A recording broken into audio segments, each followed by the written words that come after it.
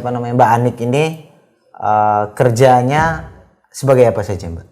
Cleaning service. Cleaning dari service. jam 4:30 subuh itu. Bantu-bantu orang ya? Oh iya. Tapi iya. saya senang sekali karena itu kerja keras saya. Gitu. Oh. Saya ingin juga kayak ngerasain orang-orang seusia saya yang masih sekolah, masih dibiayain orang tua. Saya pengen, tapi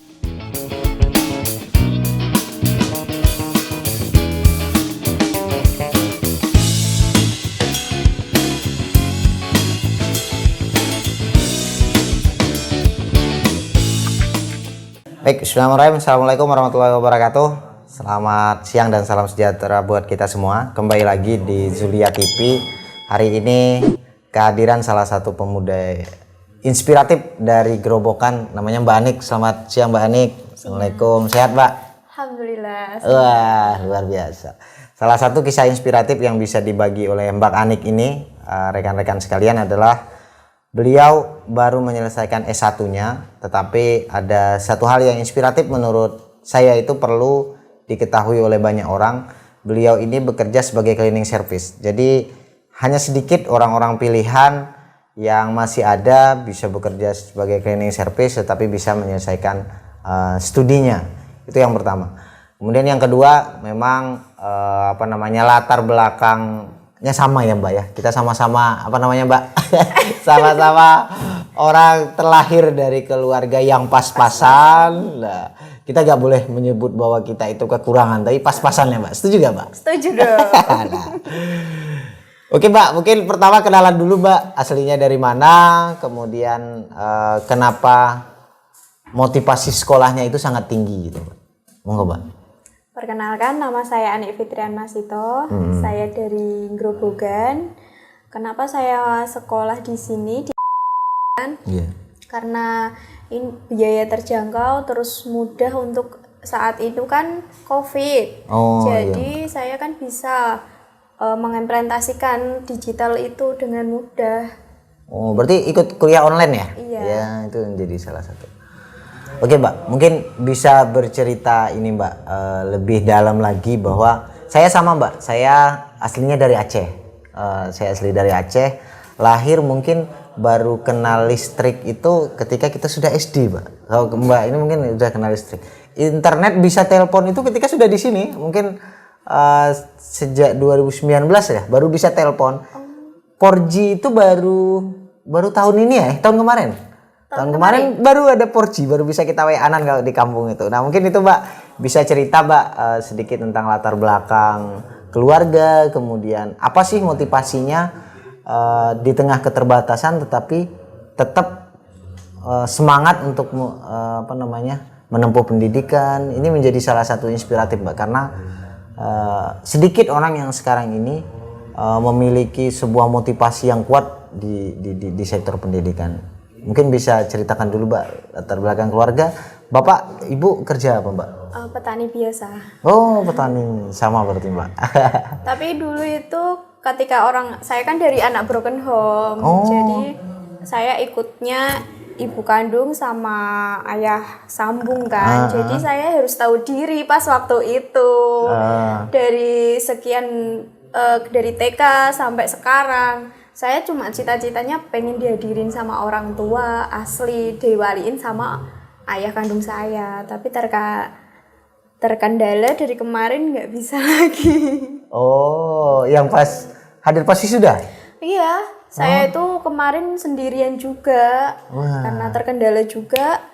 Kayaknya saya itu pas waktu wisuda itu ya agak down lagi, karena semua orang kan ya gitu kan, ada orang tua, ada adik, ada sembarang. Dan saya sendirian dari Jumat itu, saya cuti kerjanya itu sore berangkat ke sini. Saya udah sendirian. Nggak apa-apa Mbak. Itu tuh nggak menjadi salah satu kendala besar lah di dalam menjalani. Tapi ya seiring berjalannya waktu bisa melewati itu semua. Itu salah satu inspirasinya. Oh ya Mbak. Selain dari situ Mbak Mbak Anik ini kerjanya sebagai apa saja Mbak? Cleaning service. Cleaning dari service. jam 4:30 subuh itu aku udah sampai kantor. Habis itu bersih-bersih, Jam 6 itu kan udah selesai otomatis. Kan kalau di instansi pemerintah itu diwajibkan rapi kan dari jam 6 sampai jam setelah jam kerja. Jadi itu aku ikutnya bantu-bantuin aja di sana. Misalkan ada keperluan dari ada tamu yang datang, saya kan juga harus rapi juga. Nanti ada tamu, ada sembarang yang datang, pokoknya kita itu harus merangkap semua bisa gitu. Serba bisa berarti ya. Asik. Dulu pernah ada yang kepala itu suruh masak, saya sore juga masak. Oh, di kantor ya Mbak ya? Iya, karena kita kan dari sistem kontraknya kan harus seperti itu. Oh. Dikerja di mana Mbak? Di stasiun apa? Samsat Kabupaten Grobogan. Oh, PPD ya? PPD Kabupaten Grobogan. Oh, sejak kapan Mbak di sana Mbak? Saya masuk 2019 tanggal 2 Oh, Januari juga sih. berarti udah 3 tahunan ya? Iya. 3 tahunan ya. Cukup untuk biaya sekolah itu. Ya Mbak. Berarti Mbak, saya mungkin lebih dalam lagi kita berdiskusi itu biaya selama sekolah dibiayai sendiri atau ada bantuan dari beasiswa atau dari orang tua atau gimana Mbak? Ya kebetulan ya semuanya sendiri sih. Oh, berarti sangat mandiri. Iya. Karena saya sadar diri juga karena minta siapa sama orang tua ya nggak bisa karena kebutuhan kan masih ada adik. Nah nggak bisa. Saya juga berapa satu keluarga Mbak? Keluarga itu 3, saya yang harusnya nomor 2. Yang nomor 3 itu masih SMP. Oh, Mbak, ada kakak lagi. Kakak di mana? Kakaknya udah nikah. Oh, udah nikah. Tapi ya kan karena kita dari keluarga yang pas-pasan, jadi kan mereka ya sama hidupnya masing-masing, udah gitu. Oh, iya, karena kan harus mandiri ya, Mbak ya. Sama Mbak, saya itu 8 bersaudara. Saya 8, saya anak ke-7. Adik saya yang kecil tapi lagi penelitian pulang ke Aceh. Di sini dia lagi S2 ya. Selainnya dari semuanya di sana. Saya sama bapak saya itu malah nggak bisa baca tulis Mbak. Jadi memang buta huruf. Nah ini menjadi salah satu. Jadi tuh aku inget loh waktu aku pertama TK. Jadi orang tua aku kan cerai. Nah orang tuaku yang cowok itu yang ayahku itu pemulung. Jadi tiap kali aku dikasih jajan, dikasih apa itu hasil pulungan itu, pokoknya hasil dari dolananku, kalau di desa kan dolanan. Nah itu dikasih ke aku. Tuh, dari celengan bekas-bekas itu diajarin nabung kan dari itu, tapi tak terapin dari sekarang. Oh ya itu luar biasa Mbak. Jadi yang terpenting memang kita itu dari manapun kita yang penting memiliki semangat untuk terus melakukan hal-hal yang baik, memiliki motivasi untuk jadi orang sukses itu yang paling penting Mbak. Iya. Oke Mbak, itu Mbak sudah dari dari keluarga yang pas-pasan, kemudian kerja, kemudian sampai dengan studi. Yang dirasakan apa Mbak? Aku menarik itu karena banyak orang-orang yang broken home ya Mbak ya. Yang malah dia mengimplementasinya ke hal-hal yang negatif.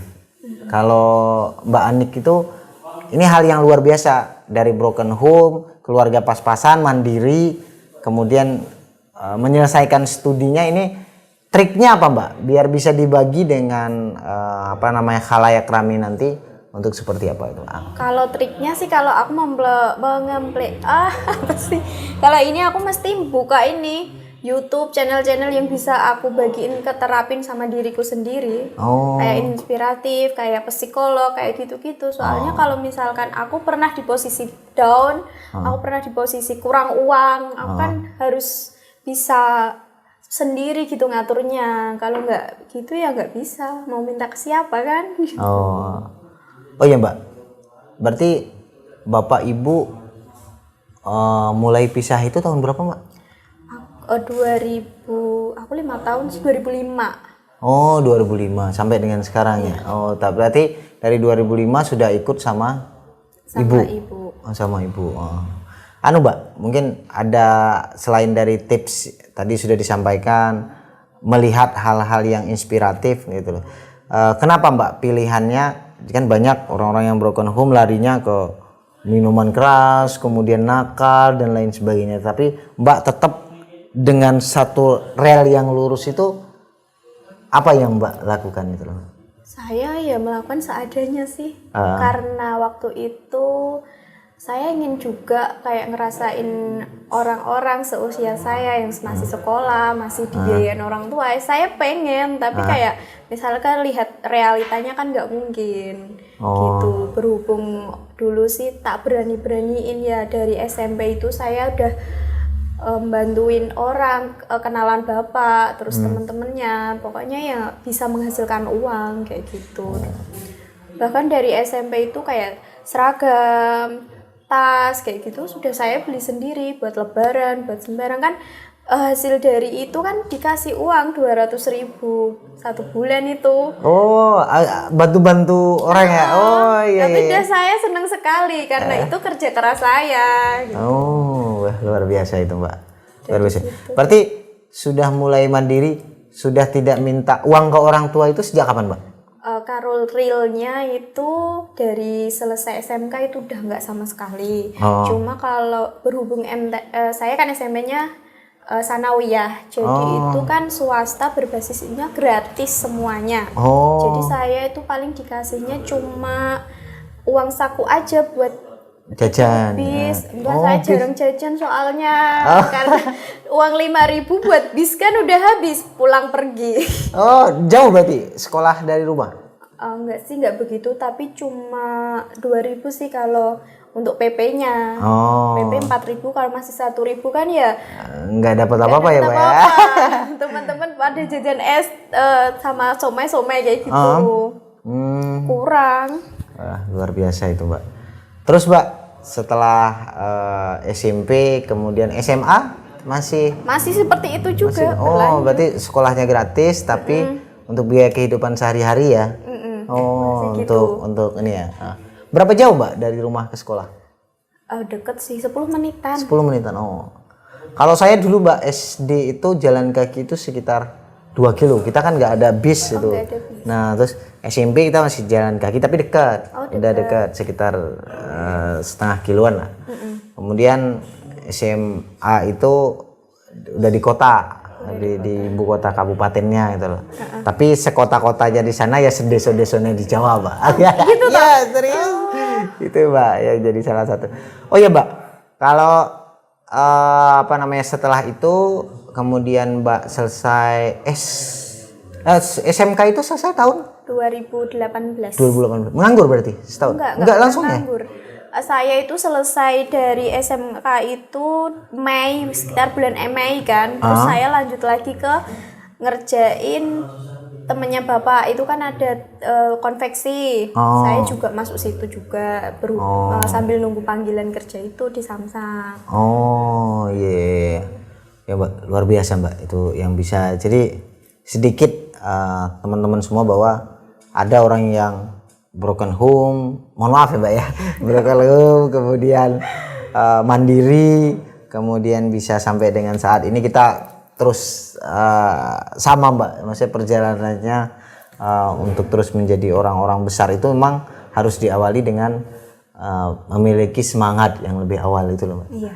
Nah, terus Mbak setelah dari SMK kemudian masuk STI Semarang, kemudian selanjutnya di Samsat sambil dengan membiayai ini ya Mbak ya, membiayai sekolah ya? Iya. Karena memang di STI Semarang itu cukup terjangkau ya? Iya, sangat terjangkau. Bahkan saya itu sering ditolong sama dosen-dosen gitu loh. Misalkan saya ada deadline apa gitu kan, karena kerjaan kan bener-bener nggak bisa ditinggal waktu itu. Terus saya kontak saja, oh ya dikasih estimasi waktu kayak gitu-gitu. Oh, luar biasa itu Mbak. Itu Mbak, jadi kalau ada kisah-kisah seperti itu kita sampaikan, kan ada orang yang termotivasi dari sebuah ini bahwa untuk kuliah itu tidak butuh uang, tapi yang butuhkannya semangat ya Mbak. Setuju nggak Mbak? Iya, sangat setuju. Itu Mbak, saya pingin dalami lagi. Kenapa sih Mbak kepikiran, kalau kan banyak orang yang kepikiran, wah ngapain sekolah? Kan akhir-akhirnya kalau perempuan hanya di dapur. Apa bahasanya Jawa itu, perempuan itu dapur, kasur, Apa lagi? Macak mana? Nah, Kalau Jawa ya. nah, itu yang paling penting Mbak, itu yang istilah-istilah Jawa itu. Berarti selain dari situ Mbak, apa namanya, selain dari aktivitas motivasinya itu apa Mbak motivasinya yang lain, kenapa sih harus memiliki pendidikan gitu dan lain sebagainya itu? Saya itu ketika lihat Maudy Ayunda, Oh tahu ya kan? Maudy. Nah, saya speechless banget sama Maudy itu.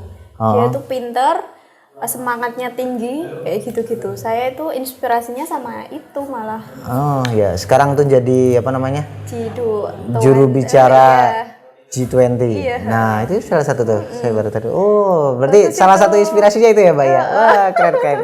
Keren banget, anak muda berprestasi. Ah, Keren banget. ya, itu menjadi salah satu. Terus, Mbak, apa sih harapannya setelah selesai dari sarjana ini? Mudah-mudahan ilmunya bermanfaat ya gitu-gitu. Terus jadi yang lebih baik lagi dari hari kemarin. Terus mudah-mudahan orang tua bangga, seneng sama yang Prestasi dari Mbak Anik ya. Ya Mbak, di kita itu memang di kita namanya lembaga kita itu Zulia Consulting Mbak. Kemudian baru kita dirikan di sini memang tempatnya kita orang-orang yang memiliki inspirasi, yang memiliki apa ya daya tarik yang cukup tinggi, kemudian di sini memang tempat diskusi. Nah makanya kemarin ketika apa namanya ngelihat, oh ada postingan, ini keren nih untuk diangkat. Nah kita pengen belajar banyak dari Mbak Anik itu gimana sih bisa bertahan sampai dengan saat ini gitu loh Mbak. Yang dirasakan apa Mbak setelah apa namanya setelah S1 selesai? Kalau ini yang dirasakan ki senengnya tuh puas gitu loh karena hasilnya sendiri jadi lebih ke mantep hatinya sembarangnya, pokoknya lebih seneng sendiri. Kalau dulu ki kan lebih ke orang tua ya, karena saya ikutnya masih orang tua, jadi ya saya ini hasilnya orang tua kayak gitu. Kalau ini hasil sendiri ya Mbak ya? Ini hasil sendiri, puas-puas sendiri. Oh iya, luar biasa Mbak. Terus Mbak, selain dari situ kan Mbak sekarang sudah sarjana, kemudian tetap apa yang ditanggapan tetangga, tanggapan orang lain gitu loh, teman-teman kantor itu gimana Mbak? Kalau itu sih lingkungan ya. Lingkungan. Kalau lingkungan sih menghadapinya ya positif sih karena dukung juga gitu.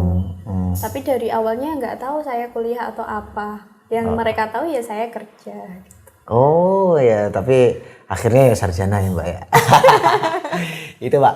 Nah salah satu hal yang menarik itu Mbak. Saya memang kalau kembali lagi ke belakang tadi Mbak, dari latar belakang yang menurut saya itu salah satu inspirasi yang bisa dicontoh oleh orang lain. Kira-kira Mbak pesannya bagi apa namanya anak-anak yang broken home biar dia tetap optimis, tetap memiliki motivasi, kemudian selanjutnya itu terkait dengan apa namanya pesannya apa itu. Kemudian bagi orang yang terlahir dari pas-pasan itu tetap memiliki semangat, pesannya apa Mbak? Pesannya pokoknya siapapun kamu di hidup ini, hidup akan tetap terjal walaupun kamu semulus-mulus apapun itu. Pokoknya intinya semangat, berdoa, jangan lupa sama Tuhan. Oh iya, Mbak, saya itu kan salah satu pesannya bahwa pemuda itu harus memiliki semangat yang tinggi. Kalau bahasanya kita itu Mbak progresif. Orang yang memiliki progres yang terus ke depan. Kita namanya kelembagaannya nanti progresif. Di depan itu kita buat nanti ini ya. Karena di sini itu orang-orang yang memiliki latar belakang yang berbeda-beda Mbak. Tapi hanya memiliki yang semangat. Misal saya sendiri yang founder di Zulia Consulting, ada Bang Yasar, ada banyak yang lain-lain itu itu punya latar belakang apa namanya keluarga, latar belakang ini, latar belakang itu yang cukup bisa memberikan inspirasi gitu. Nah ini kita ingin banyak orang-orang muda ke depan itu lebih apa namanya lebih peka dan lain sebagainya. Ini menjadi salah satu kita perkuat. Oh ya Mbak, saya masih teringat salah satu sih kenapa pilih di Mbak. selain dari biaya terjangkau? Karena kuliahnya online waktu itu. Oh, Aku kan lihat, banyak tuh, ada UT yang online, ada yang kebetulan aku kan punya ini HP ku ini. Kulihat ini brosur-brosurnya itu yang di reels itu pojok atas itu kan ada pencarian. Nah, itu muncul. Makanya langsung coba kontak. Oh, kontaknya Pak Romat gitu ya. Pak Romat langsung. Siap, Mbak.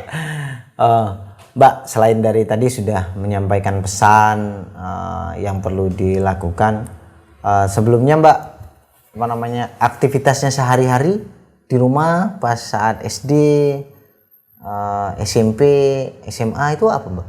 Kalau dari SD ki cuma belajar, terus bantuin orang tua kayak gitu. Ibu kan jualan kelontong di rumah. Oh. Jadi ya sebisa mungkin sih kayak bantuin biasa, cuci baju, cuci ngepel kayak gitu biasa. Terus sampai SMA. Terus SMA itu ya mikirnya kalau aku kayak stuck di sini terus, kapan aku berubahnya gitu. Jadi salah satu motivasi yang luar biasa ya Mbak ya, yang bisa. Oke Mbak.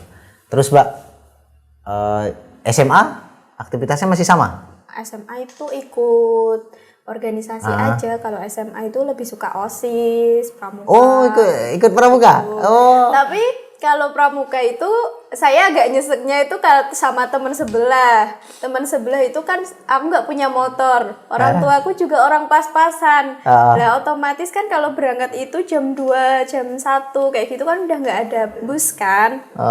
Aku mau nebeng, nggak dibolehin itu. Terus aku nangis jalan sampai itu sekolah. Sampai sekolah, lu nggak apa-apa Mbak. Yang penting kan motivasinya tetap harus. Tapi tetap berangkat sih walaupun habis nangis. Berarti Mbak di zaman sekolah itu udah ikut organisasi? Ikut organisasi apa aja Mbak? SMP ikut apa aja?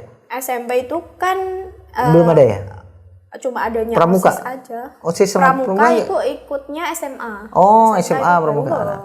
Kalau saya itu Mbak, emang Mbak orang organisasi. Oh, gitu. Dari sejak SMP di organisasi, SMA saya itu malah perwakilan Raimuna Nasional tuh. Raimuna Nasional di pramuka. Kemudian itu salah satu tuh. Berarti berkat dari situ ya. Iya, berapa Mbak kalau di rata-rata atau Mbak? Kalau saya sih paling banyak memberikan motivasi di dalam kehidupan saya karena saya banyak kenal, karena banyak motivasi. Makanya Mbak di baju saya tuh saya nyebutnya sang pemimpi gitu. Karena saya memiliki impian-impian yang banyak gitu loh Mbak. Ya kan, sama. Itu karena saya itu seringnya berhadapan sama orang-orang yang lebih dari aku. Jadinya tuh kayak enak ya jadi mereka. Padahal belum tentu. Saya tuh Mbak, saya itu ini sharing ya. Sharing kita saling berbagi itu. Saya itu lahir 8 bersaudara, 9 tapi yang ketiga itu meninggal. Kemudian kami berdelapan, saya anak ke-7 dari nomor 1 sampai dengan ke-6 di Aceh semua. Kemudian saya di sini sama adik saya yang bungsu, tapi ini pulang dia karena ada penelitian itu. Iya, penelitian. Lagi menyelesaikan magisternya. Terus bapak saya itu orang buta huruf, Mbak. Ibu saya jualan kelontong sama Mbak. Dulu itu saya dari zaman SD itu sudah diajari jualan. Makanya saya secara berpikirnya saya pikiran bisnis.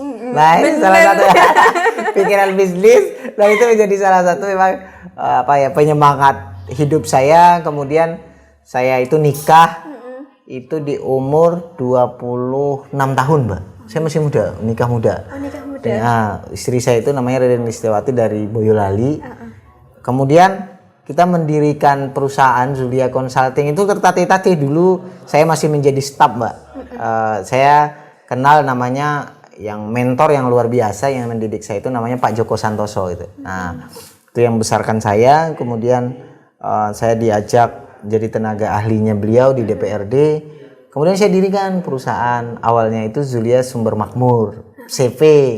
Nah, kemudian terus ada beberapa sekarang sudah 7-8 di Zulia Consulting itu ada 8 perusahaan yang tergabung semuanya sama dengan beberapa kegiatan aktivitas bisnisnya itu. Nah, yang terpenting memang pesannya, Mbak. Jadi boleh kita dari keluarga apapun, tapi kalau memiliki motivasi, Allah itu maha baik gitu. Makanya kalau saya Mbak ngingetin, saya sangat mengamalkan satu dalil Mbak, namanya Allah itu sesuai dengan prasangka hambanya. Makanya orang itu harus terafirmasi di dalam dirinya itu adalah energi positif. Nah, itu kan Mbak yang Mbak lakukan. Nah, itu yang makanya setiap kali ada apapun itu, aku tetap senyum terus apapun itu. Ketika bos marah atau apa, gondok itu kan biasa. Nah, senyum. Kalau saya menyebutnya Mbak, senyum itu adalah sedekah yang paling murah. Karena gratis itu loh. Sampai orang-orang bilang, Hani gila ini. Nggak apa-apa Mbak kalau itu, karena itu kan semuanya sama karakternya itu. Oh iya Mbak, kalau setelah ikut organisasi berarti sejak SMA? Sudah ikut aja apa aja? Organisasi itu OSIS SMP udah ikut. Terus OSIS. SMA ikut lagi. Ikut pramuka juga pas waktu SMK. MTS itu juga ada kelas drum band. Saya juga ikut. Drum band. Sampai awal ini mau ujian nasional, aku udah selesaiin karena aku mikirnya kalau aku ikut drum band terus, ujianku gimana kayak gitu. Ada salah satu yang ku tinggal waktu itu. Tapi dari kelas 7, 8 itu aku aktif. Wah luar biasa Mbak. Ini jadi salah satu inspirasi yang luar biasa sama Mbak Anik. Ini bisa menjadi salah satu contoh bahwa Mbak, yang paling banyak Mbak mempengaruhi kehidupan Mbak itu apa Mbak? Yang paling banyak? Paling banyak itu saudara yang kamu gede. Bahasa Jawa nih kayak gitu. Jadi gimana itu? Bapak yang aku konveksi itu loh. Bapakku itu kan dia ikut tim sukses dari Pak Deku ini yang udah aku anggap di keluarga. Jadi dia itu anak partai kan. Jadi itu pas waktu DPRD. Nah itu kan saya kenal terus aku tahu kalau dia itu punya konveksi. Nah habis itu aku bilang ke bapakku, aku mau bantuin konveksinya biar intinya aku dapat ilmu lah gitu. Terus bapakku yang sambung itu selalu nerapin ke aku karena gini bilangnya, kalau kamu mau ke sana berarti kamu jangan cari uangnya tapi cari ilmunya kayak gitu sampai bertahan dengan sampai lulus SMK. Nah, waktu lulus SMK saya kan bingung mau kerja di mana.